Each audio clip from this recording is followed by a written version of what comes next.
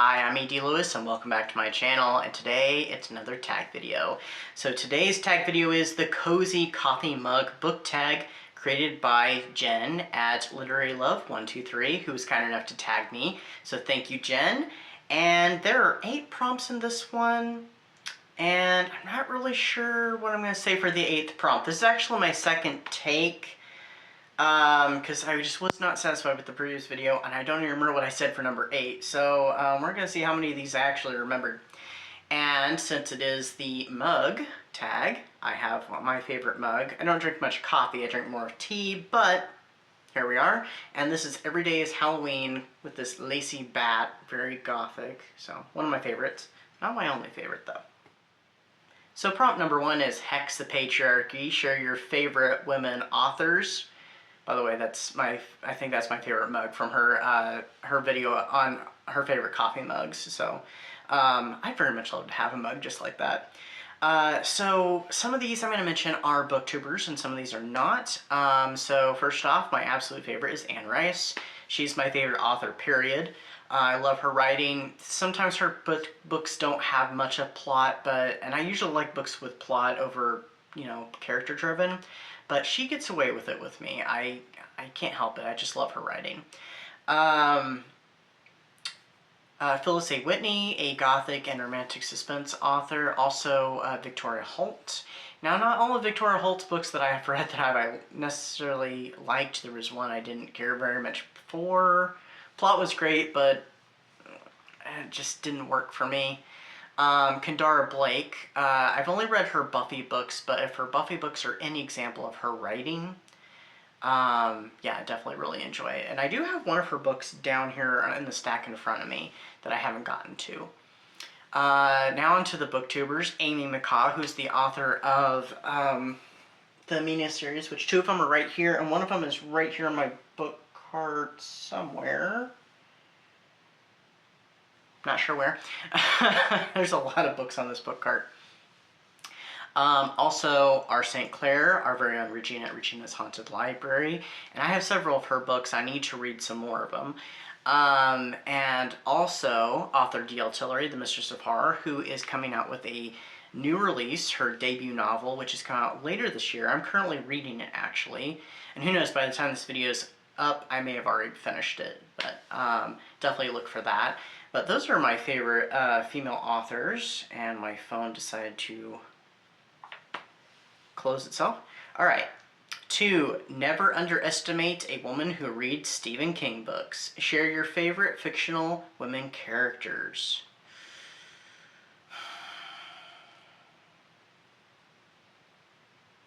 I'm not really sure if I have any particular ones that are straightforward, just literary. Well, okay, I might have a few. That would be my favorites. I really liked Beatrice from The Hacienda by Isabel Cañas. She was this very strong character, but she had room to grow, which was perfect for a modern day gothic heroine, in my opinion. Also, this one I'm a little hesitant on, and I was hesitant in my first version of the video, is Angelique Bouchard. Yes, she started out on a TV show, but there have been books with her character in it, specifically by Laura Parker, who played the character of Angelique on Dark Shadows. Specifically, Angelique's Descent, her first novel, came out in the late 1990s. That character, she goes through so much stuff. So many missteps, but no matter what happens to her, whether in books or TV shows, she always picks herself back up, dusts herself off, and she goes on. She is resilient. So, Angelique Bouchard, definitely. Also, I know there's a lot of Angelique fans out there in the Dark Shadows community, and yeah, I'm with you 100% on Angelique Bouchard. I may not always like the things that she does, but can't help but admire her and her tenacity and, her just utter strength. No matter how many times she gets knocked down, burned, whatnot, she always gets right back up as if it didn't even face her. So, I mean, yeah. Number 3, Edgar Allan Poe. Share your favorite gothic book or story. Oh, this just reminded me. There was another character, Jane Eyre. So, insert her in that previous one. So my favorite Gothic book actually is Jane Eyre by Charlotte Bronte. I absolutely love that book. To me, that is the epitome of Gothic. And I know I've talked about that before. I've said that before. And it doesn't change. Still, like, my absolute favorite Gothic novel.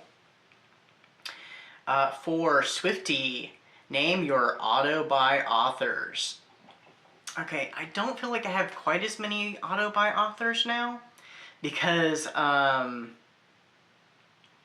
of them I have bought, like, most of the books that I would be, you know, that I know I'm interested in getting. Like Anne Rice, I have, I think, pretty much all the books of hers. That I might be lacking one or two. But I think I have all the Vampire Chronicles. I have all her witch books. I have all the Ramses the Damned books. I have another book that's not part of a series that I'm interested in. Of her books that I'm most interested in getting, I don't have Victoria the Vampire, because personally I've heard that one's not that great and the plot doesn't really grab me. So that's really the only one of the vampire books I'm not interested in. Of course, Phyllis A. Whitney, but I feel like I'm getting close to pretty much having most of her books, or at least most of the ones that I'd be interested in. I know there's a few out there, I just don't know what they are. Victoria Holt's another one I'm running out of books because I've got a lot of Victoria Holt novels. Oh, this one, which is in a book haul recently. Anything that's Marilyn Ross, Dan Ross, W.E.D. Ross, Clarissa Ross. I haven't seen any Donna Ross books, but these are all the same author. There's Clarissa Ross. This is W.E.D. Ross, aka Dan Ross. And he wrote the Dark Shadows books in the 1960s, but he wrote a bunch of other Gothic novels throughout, even into the 1980s. Yeah, he's a favorite of mine.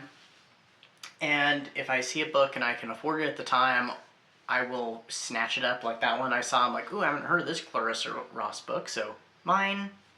So yeah, those are my go-to auto-buy authors. And I've lost my place. 5. Camp Crystal Lake. Share a book that makes you feel nostalgic. Since I was a kid of the 90s, this book very much speaks to me. Now, I actually prefer the movie to the book in this case, but I did really enjoy the book. The movie's my favorite movie of all time, and that is The Perks of Being a Wallflower. Yeah, because, I mean, it takes place in the 90s. I'm very nostalgic for it, and it just, you know, it kind of makes you feel a little bit like home. At least to me, anyway. Alright, 6 is Happy Halloween. Share a holiday-themed book that you recommend. This one may shock anybody because it's not Halloween-themed, but it is a holiday. It's Christmas-themed. Yeah, I know. And this one is Season's Bleedings by Brian Michael Ellis. I read it this past holiday season, and if you saw the review, you might recall that I gave 2 ratings on it. I gave a professional and a personal. Go with my professional rating. Because it's very well written. It is a slasher. It is spooky. It is kind of gut-wrenching. It's a little unnerving. It's very well written. I know I just said that. The reason why I had a personal rating versus a professional is because there was this one moment toward the end that I'm like, no! And it really affected me. But rather than that, yeah, it's a great book, so definitely recommend it. And it has the killer in it.